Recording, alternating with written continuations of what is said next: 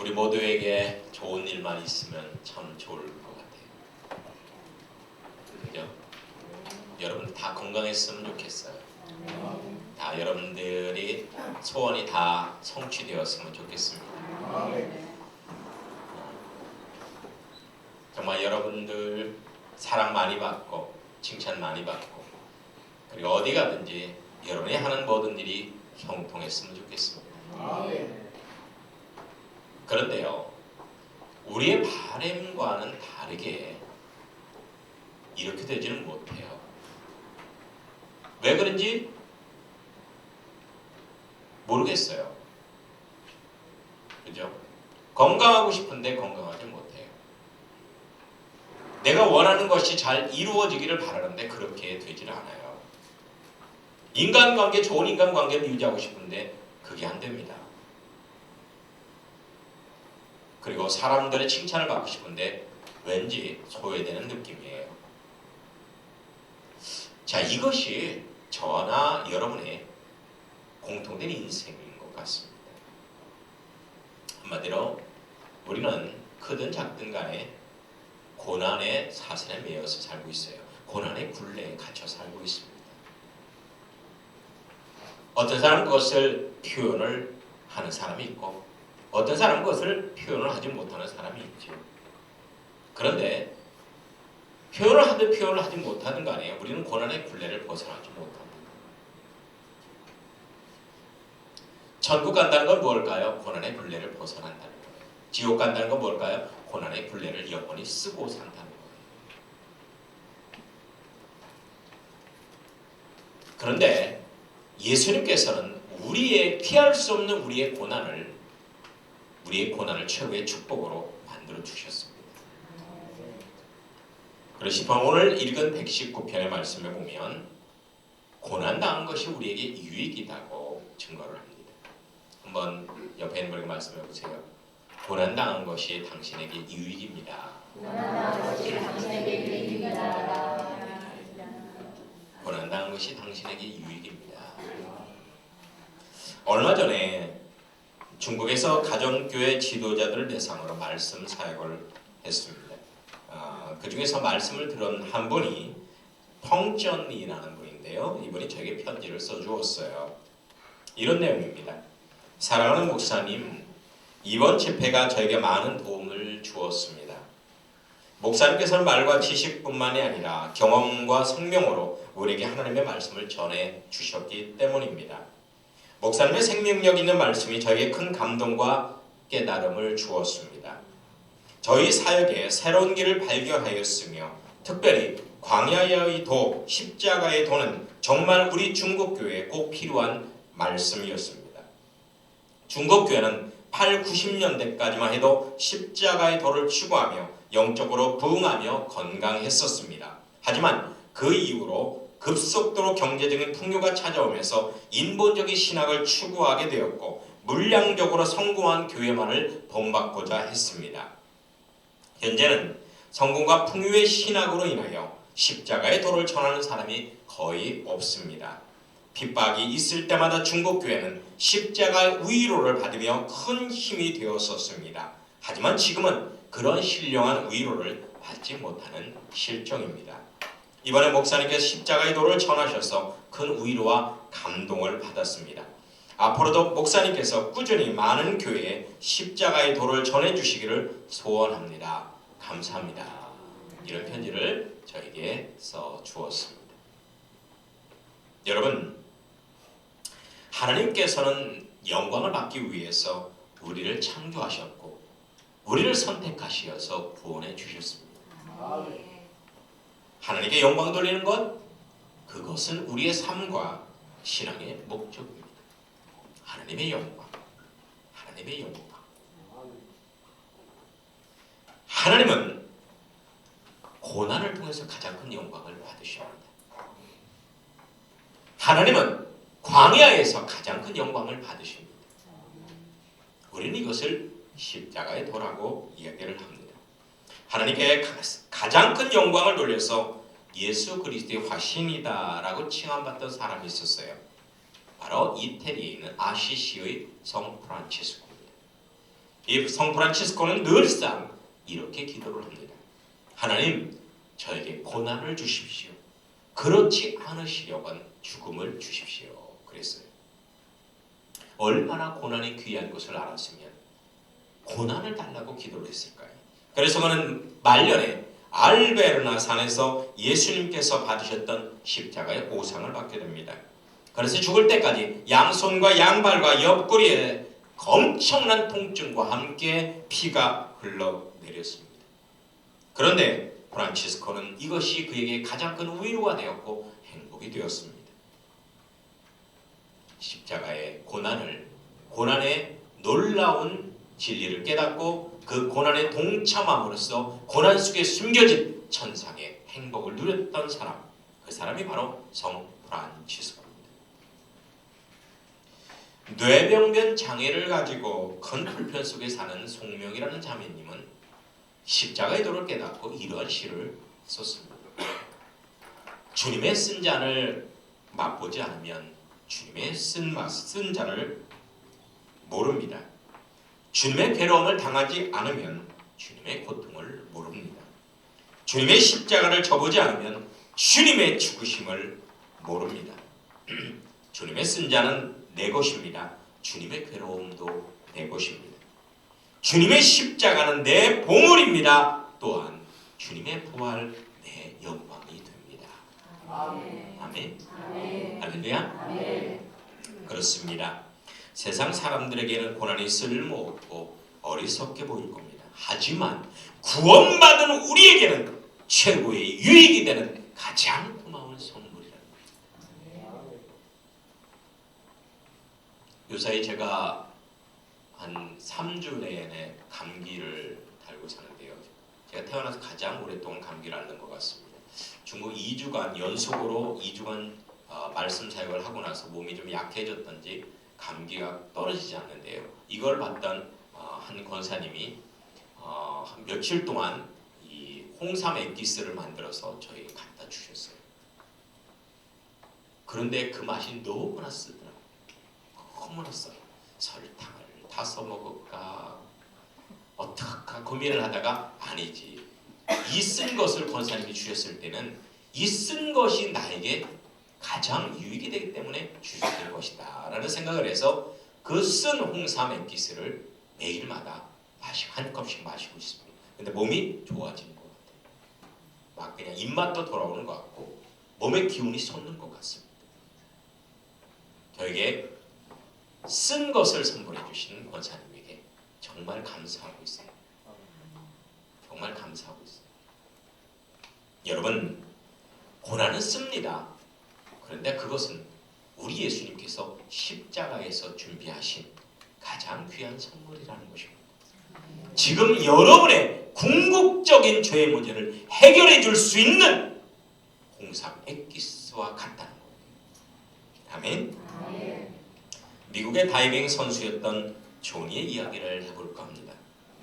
전도 유명하던 그녀는 사고로 한순간에 사지가 마비되었습니다. 수차례 어렵고도 복잡한 수술을 받았죠. 그녀는 병원에서 수년간 장기 입원해서 고된 재활치료도 받아야만 했습니다. 하지만 그녀는 평생 휠체어 신세를 져야만 했습니다. 하지만 그녀에게 이 사고를 계기로 예수님을 더 깊이 찾게 되었고 하나님의 뜻에 순종하는 생활 영성을 하게 되어서 이 엄청난 고난을 극복해 나가기 시작을 합니다. 그녀는 지금 이렇게 말을 합니다. 나는 주님 없이 두 발로 걷는 것보다 이 휠체어에 앉아 있더라도 주님을 아는 것이 훨씬 더 좋습니다. 조니는 감당할 수 없는 그 고난 중에서 인격적으로 예수님을 만났고 십자가의 놀라운 신비를 경험했고 그 고난을 통해서 하나님께 온전한 영광을 돌렸다는 것입니다. 아멘. 아멘. 아멘. 여러분, 중요한 것은 하나님께서는 광야와 같이 거친 우리의 삶을 통해서 영광 받으신다는 것입니다. 여러분의 아픔을 통해서, 마음의 상처를 통해서, 그리고 틀어진 인간관계를 통해서, 소외된 여러분의 고독함을 통해서 하나님은 영광 받으십니다. 아멘. 토마스 아 캠피스의 그리스도를 본받는 책에 보니까 이런 글이 나오더라고요. 우리는 세상에 있는 동안은 곤란 없이 살 수가 없습니다. 시련 없이 살 수가 없습니다. 이는 우리가 타고난 사욕으로 말미암아 우리 안에 시련의 원인이 있기 때문입니다. 그래서 우리 인생에는 시련이나 괴로움이나 다 한 가지가 지나가면 또 다른 고난이 계속해서 찾아오는 법입니다. 그랬습니다. 아멘. 아멘. 여러분, 저는 지금까지 50여 년을 살아오면서 제 인생을 한마디로 표현하자면 긴장, 텐션, 긴장이라고 표현을 하고 싶어요. 긴장. 제가 어렸을 때부터 지금까지 정말 많은 수많은 일들을 겪어봤죠. 우리나라에서 안 살아본 곳이 없어요. 제주도만 빼놓고 다 살아본 것 같아요.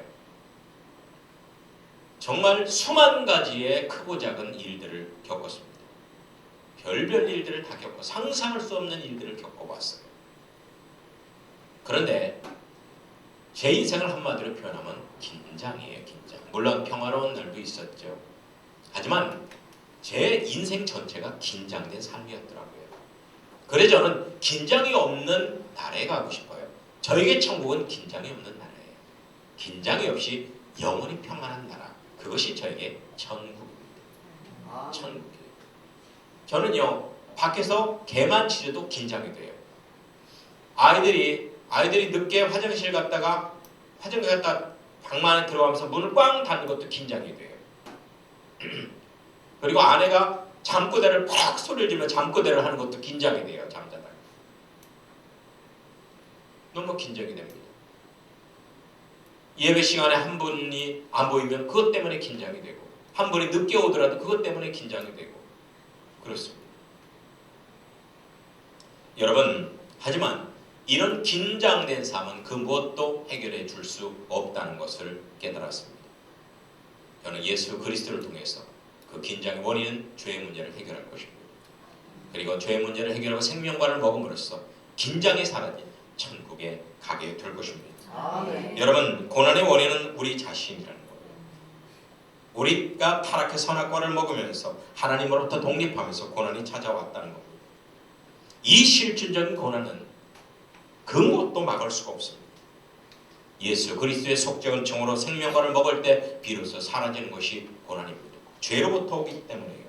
사람들은 이 고난을 피하려고 돈과 권력을 손에 쥐려 하죠. 하지만 그것이 고난을 막을 방어막은 될 수 없습니다.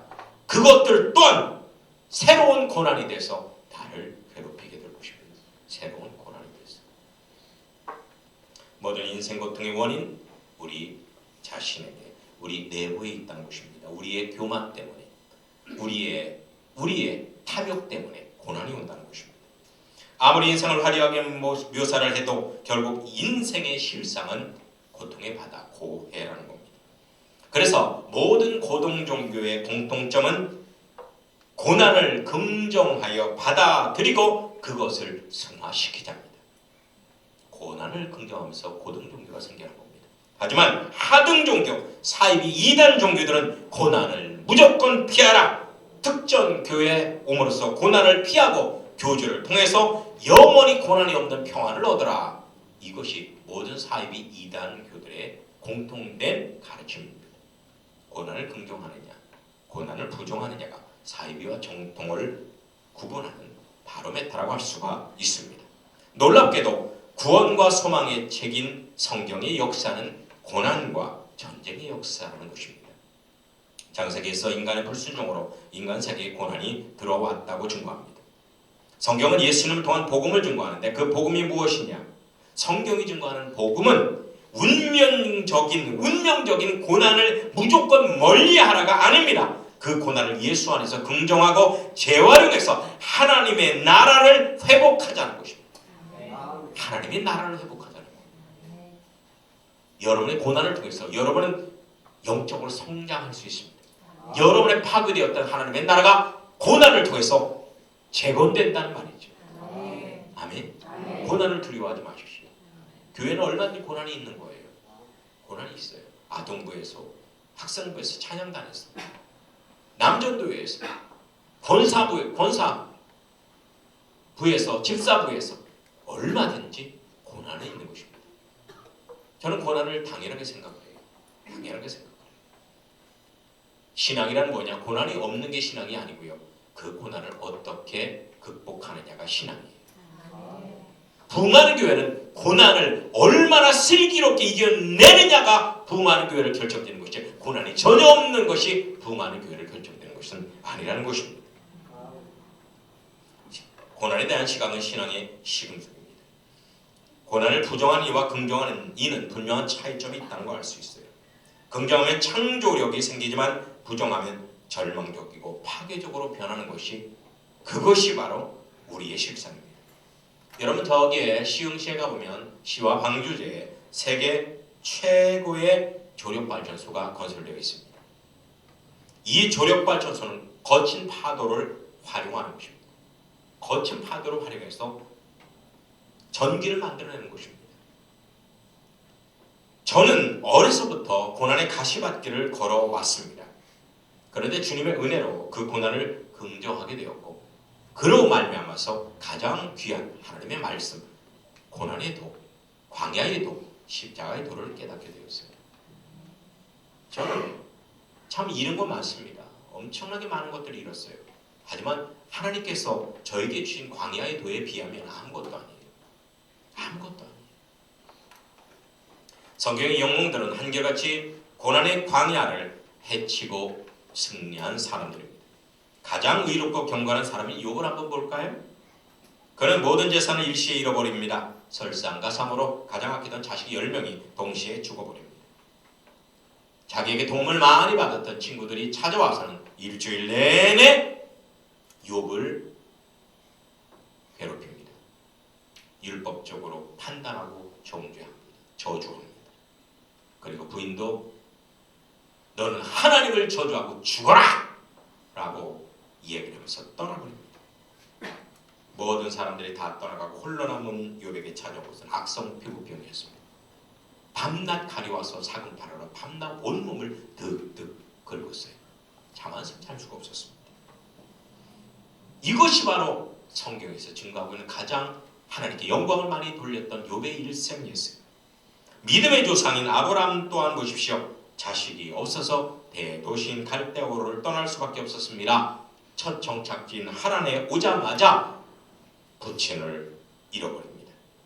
그리고 목적지인 가나안 땅에 와서는 바로 가뭄을 만나게 되고, 가뭄 때문에 더 이상 살 수가 없어서 애굽으로 피난 가게 됩니다. 그런데 이게 왜 됩니까? 애굽에 가서 애굽 왕에게 자기 부인을 빼앗겨 버려요. 끊임없는 고난이었어요. 초대교회 대표적인 말씀 사역자인 사도 바울을 한번 보십시오. 그는 궁핍, 간질, 안질, 악성 위장병, 협박과 고문으로 고난의 바람이 쉬질 않았던 대표적인 인물입니다. 얼마나 고난을 많이 당했는지 고린도후서 1장 8절에 보면 이렇게 나와요. 힘이 지나도록 심한 고생을 받아서 살 소망까지 끊어졌다. 그렇게 고백합니다. 살 소망까지 끊어졌다. 여러분, 살 소망까지 끊어져 본 적 있으십니까? 없으면 말하지 마세요. 정말 바울처럼 고난을 많이 당한 분이 없습니다. 그래서 바울 신학은 십자가의 신학입니다. 십자가의 신학입니다. 십자가를 모르고는 바울 서신을 이해할 수 없어요. 절대로 이해할 수 없습니다. 미국인이 가장 존경하는 크리스찬 대통령인 에브라함 링컨을 한번 보십시오. 에브라함 링컨만큼 고생을 많이 한 사람도 없습니다. 아버지는 토마스 링컨과 어머니는 낸시의 사랑을 받으며 자랐습니다만 9살 때 어머니를 잃습니다. 1832년에 실직을 합니다. 1833년에 사업을 하지만 또 실패를 합니다. 1836년에 사랑하는 아내가 죽습니다. 자신도 신경성 질환으로 고생을 하는데 주변 사람들은 그가 자살할까봐 면도칼이나 식칼 등을 감추어 두었다고 합니다. 1884년에 하원 의원에 출마했으나 떨어집니다. 1856년 상원 의원에 또 떨어집니다. 그해 부통령 지명전에도 떨어집니다. 정말 온몸의 상처 자국이죠. 그런데 1860년에 이르러서야 미국 대통령이 되었습니다. 다 된 걸까요? 이제 성공한 걸까요? 고난이 끝난 걸까요? 아니에요. 새로운 고난이 준비되어 있었습니다. 이때 미국은 최악의 상황이었습니다. 남북 전쟁이 터져버린 것입니다. 이 전쟁을 링컨이 취임한 해인 1861년에 시작해서 1865년 4월 14일까지 5년 동안 피비린내나는 동족 상쟁의 비극이었습니다. 우리 대한민국 전쟁은 6.25 전쟁은 3년이었잖아요. 5년이었어요. 5년. 이 전쟁 속에서 링컨은 남군으로부터 원망을 받았습니다. 북군으로부터 배척을 당했습니다. 정상적으로 대통령직을 수행하기가 대단히 어려웠습니다. 이때 에브라함 링컨 대통령의 별명이 뭐냐면 멍청이 링컨이에요. 멍청이 링컨. 그의 부인과 세 딸도 병으로 죽습니다. 결국 자신도 암살을 당해서 죽습니다. 시련으로 시작해서 시련으로 끝난 사람이 에브라함 링컨이에요. 하지만 링컨은 이렇게 우리에게 말을 합니다. 내가 걷는 길은 험하고 미끄럽습니다. 그래서 나는 자꾸만 미끄러져 길바닥 위에 넘어지곤 하지요. 그러나 나는 곧 기운을 차리고 내게 말합니다. 괜찮아. 아직 낭떠러지는 아니야. 여러분, 시련이 오면 복합적으로 오죠. 경제적인 문제, 인간관계의 문제, 질병 등이 복합적으로 찾아옵니다. 하지만 가장 힘든 것은 외적 요인으로 인한 것이 아니라 내적인 마음고생이 가장 힘들어요. 마음고생. 시련의 풍랑을 잔잔케 하는 것은 외적 요인을 해결하는 것보다 먼저 내 내적 마음을 잘 다스리는 것이 중요하다는 겁니다. 마음 다스리기가 중요해요. 마음 다스리기. 감정의 컨트롤이 중요하단 말이에요. 불은 좋은 쇠를 증명해주고 시련은 좋은 사람을 증명해준다고 하잖아요. 그래서 그 사람의 됨됨이, 그 사람의 미래를 알려면 고난 중에 어떻게 처신하는지를 보면 알아요. 그러면 그 사람의 미래가 보이는 거예요. 그 사람의 인격이 보이는 거예요. 한국 기업사의 전설적인 인물이었던 고 정주영 회장은 이런 책을 썼습니다. 시련은 있어도 실패는 없다. 한번 따라서 해보실까요? 시련은 있어도 실패는 없다. 그렇습니다. 여러분이 고난을 당한다고 낙심하지 마십시오. 그 고난을 재활용하면 여러분들은요, 전보다 훨씬 더 나은 삶, 더 발전된 인생이 될 수 있고 성공적인 삶을 살 수가 있습니다. 고난을 이상하게 생각하지 마십시오. 고난을 긍정하고 활용하시기 바랍니다. 하나님이 주신 고난은 우리에게 가장 큰 유익이 되기 때문입니다. 과연 고난이 우리가 어떤 축복을 주는 걸까요? 첫 번째는 본문 71절에 나오듯이 지혜를 얻게 합니다. 분별력을 준다는 거예요. 분별력. 여러분, 나이 많으면 무조건 지혜가 있어요? 그렇지 않더라고요. 제가 나이가 들어보니까 알겠어요. 나이가 많다고 분별력, 지혜 있는 거 아니에요. 정말 어떤 분은 60이 넘었는데 너무나 철딱선이 없는 분, 그런 행동을 하는 분이 있더라고요. 그런데 나이가 어린데도 아주 조숙하고 성숙한 말과 행동을 하는 사람이 있어요. 우리 교회에 은호라는 어린이가 있는데요. 지난주엔가 간식을 갖고 제 목에서 똑똑 두드려, 목사님 막 두드려 간식을 갖고 왔는데요. 저에게 간식을 전해주면서 저에게 90도 인사를 하면서 이렇게 말을 하더라고요. 목사님, 오늘 설교 정말 감사합니다. 은혜로웠습니다. 하고 90도로 인사를 하고 가더라고요. 초등학교 6학년짜리예요. 6학년짜리가. 저는 어른들한테도 받아보지 못했던 그런 인사를 초등학교 6학년한테 받아봤어요. 지혜가 있어요. 걔도 마음고생을 많이 한 것 같아요. 그것을 이겨냈기 때문에 지혜를 얻은 것입니다. 우리 주변의 수많은 문제와 불행은 분별 없는 행동에서 나옵니다. 시련을 많이 겪은 사람은 매사에 신중하고 사리 분별력이 있습니다. 그래서 한번 2장 4절에서는 은을 구하는 것 같이 지혜를 구하며 감추인 보배를 찾는 것 같이 지혜를 찾으라, 이렇게 증거하고 있습니다. 두 번째로는 우리 인격이 변화됩니다. 67절 말씀. 우리 인격이 바뀐다고 해요. 여러분, 개꼬리 3년 묶어도 방문 못했다고 하잖아요. 방문은 쪽제비 꼬리털을 얘기합니다. 인격의 변화는 기적 중에 기적입니다. 한 사람이 한 나라를 변화시킬 수 있습니다만은 한 나라가 한 사람을 변화시킬 수는 없습니다. 왜냐? 우리의 마음은 우주와 같기 때문입니다. 한 사람이 변화되는 것은 우주 전체가 변화되는 것과 똑같습니다. 사람이 인격이 변화되려면 어떻게 하면 되느냐? 적당한 고난이 있어야 돼요.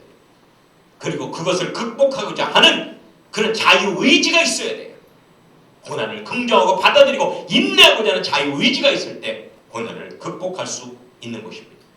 여러분, 이 세상에서 고난을 피할 길은 없어요. 어디에도 고난을 피할 수가 없어요. 대통령이 있으면 고난을 못 피한다고. 전직 대통령 감옥에 있잖아요. 못 피해요. 그걸 어떻게 피합니까? 대통령도 못 피해요. 대통령도 그걸 못 피한단 말이죠. 일상의 모든 고난은 피해야 하는 것이 아니라 극복해야만 합니다. 그럼 어떻게 극복할까요? 몇 가지만 그 비결을 말씀드리겠습니다. 한번 따라서 해보실까요? 예수님만을 의지하자. 주 예수님을 의지함으로 이겨낼 수 있습니다. 사람 의지하지 마십시오. 사람 의지하면 더 다른 짐만 생길 뿐입니다. 주님은 따스하신 아버지가 되십니다. 우리가 긍휼하심을 받고 때를 따라 돕는 은혜를 얻기 위해서 은혜의 보좌 앞에 담대히 나아갈 것이니라 라고 성경은 증거합니다. 예수님은 나를 확실히 도우실 능력이 있고 적극성이 있으며 전능하신 아버지 하나님이 되시기 때문에 얼마든지 나를 도와주실 수가 있습니다. 사방이 닫혀 있어도 하늘은 활짝 열려 있음을 명심하시고 저 하늘에 떠있는 계명성이신 예수님을 바라보시기 바랍니다. 그리고 두 번째로 한번 따라서 해보실까요? 철저히 마음을 낮춥시다. 여러분, 마음의 문제예요. 고난이 크게 느껴진다는 게 내 마음이 높아졌을 때 그래요. 고난이 작게 느껴질 때는 내 마음이 낮아지면 됩니다. 내 마음을 낮추면 낮출수록 그만큼 고난은 작아집니다. 거칠 환경을 긍정하라면 마음을 낮추라는 거예요. 하나님의 능하신 손 아래서 겸손하라. 때가 되면 너희를 높이리라. 아멘.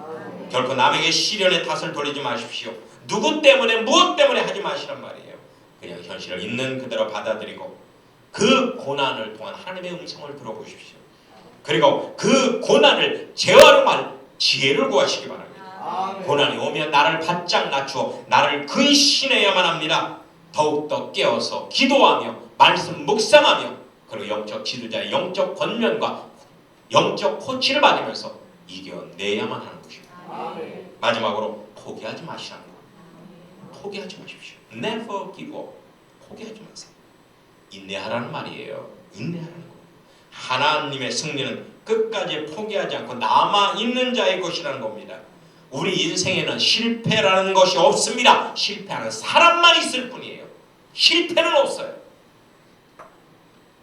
어릴 적 고향에서는 가을 출수를 하면 마당에 탈곡한 집을 산더미처럼 쌓아놓습니다. 그리고 저희 아버지께서는 그 지부에다가 똥물을 뿌리셨어요. 너무나 냄새나죠.